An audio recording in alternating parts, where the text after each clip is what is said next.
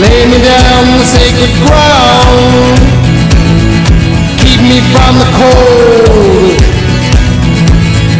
wrap me in your deep warm earth, where the stars can see my soul. Our next speaker is going to be Ken Canning. Thank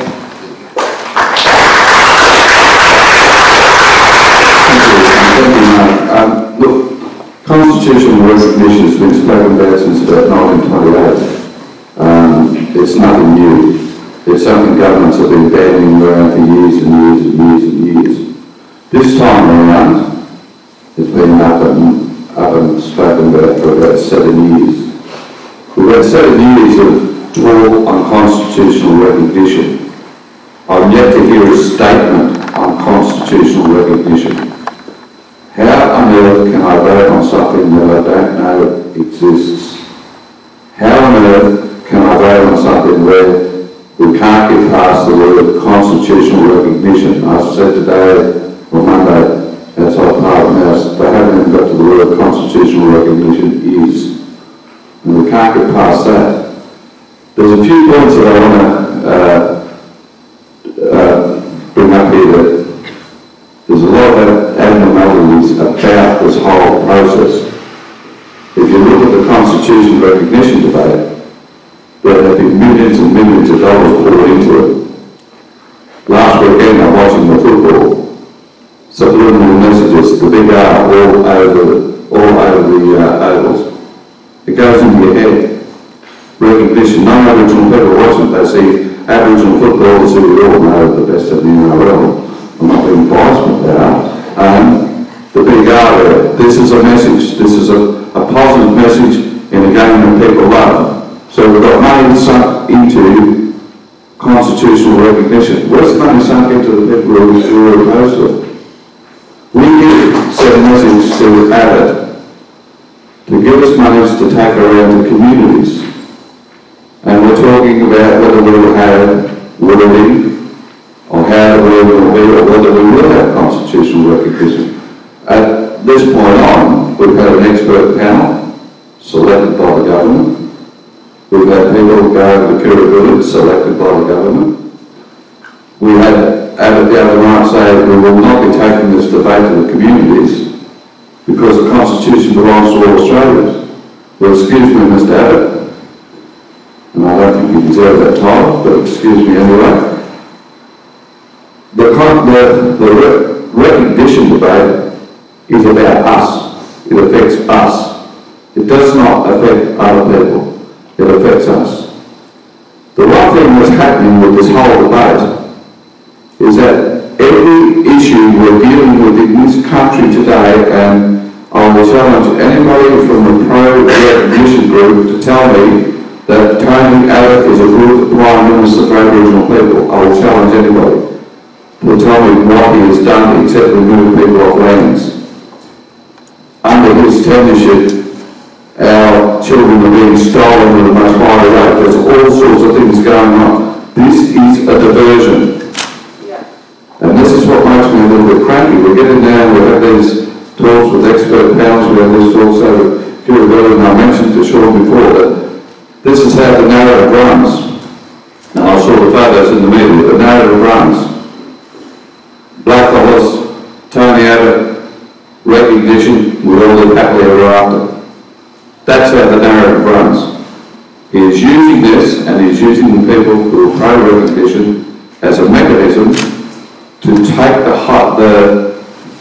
public highlight away from what he's doing to Aboriginal communities. People have now forgotten that this is the man that, as soon as he came in, with $534 million out of Aboriginal affairs. $534 million. Now, we're in a national crisis here. We are in a national crisis. I heard a speaker today say in the Northern Territory they're taking power lines down so children don't hang themselves. Children. I don't want to have a debate on recognition while we have these sorts of conditions in this country. With the wording is up. It's up for grabs. Nobody's telling me what the wording is. We don't know, and I do not said one bit, I would not trust Tony Abbott with a $5 note. It's still. Now, Bill Shorten, on the other hand, if you look at when the $534 million were ripped callously from Aboriginal affairs, it took him 1 month to answer a written statement, and then he walked off. He's about as effective as a wet tissue. We have nobody in politics who cares about Aboriginal affairs, and I'll ask anybody in the audience tonight to get tell me, when's the last time you heard politicians? I listen to their media conferences every time I can, and they're flat out here and talking about our people. They don't want to know any issues. You will hear them talk about constitutional recognition, but it's the puzzle on their words to get away from the rest of it. And this, in my opinion, is appalling. This is an appalling act of treachery. It reminds me of Bob Hawke announces a Royal Commission to take the heat off when he single-handedly destroyed the National Land Rights Act.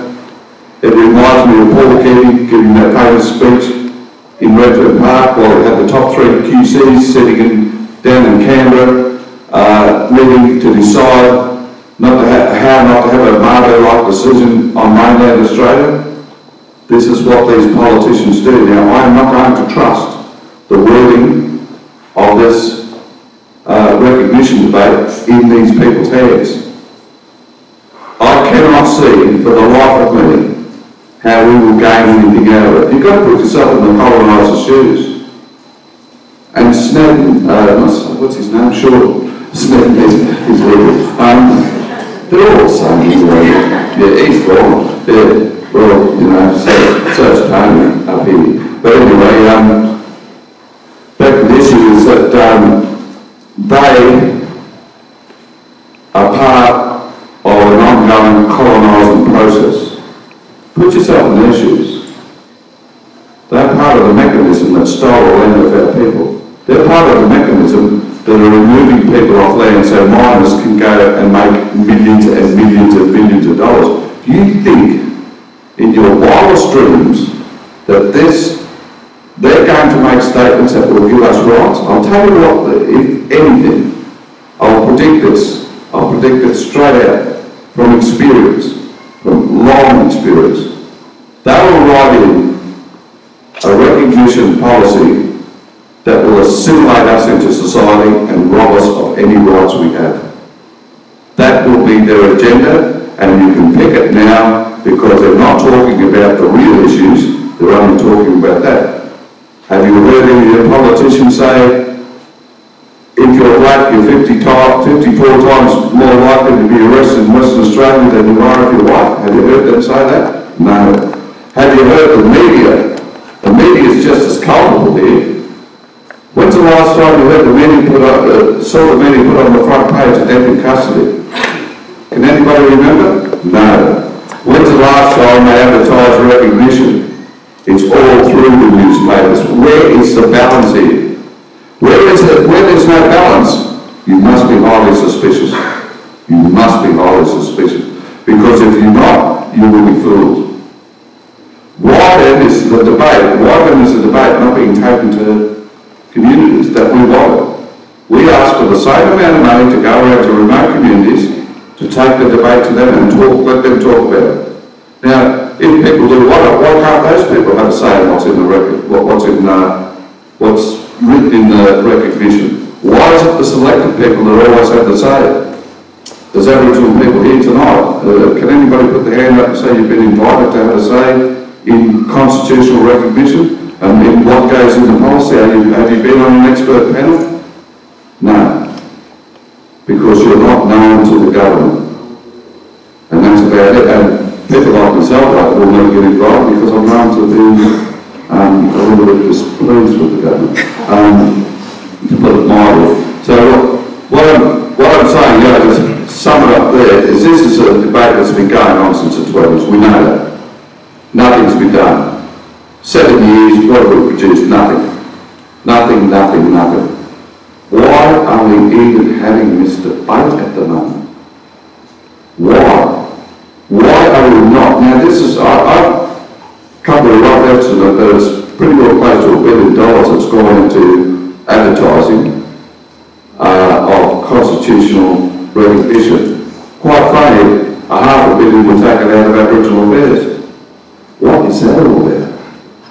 Do you realise now, as we speak, the Aboriginal Medical Service out of Western Sydney is closing down? Do you realise that?